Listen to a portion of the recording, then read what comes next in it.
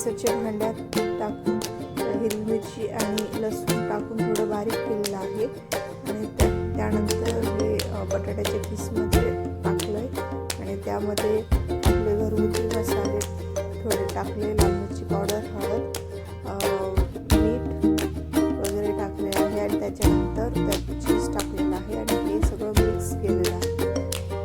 नंतर कॉर्नचं एक पातळ असं हे केलेलं आहे बॅटर आणि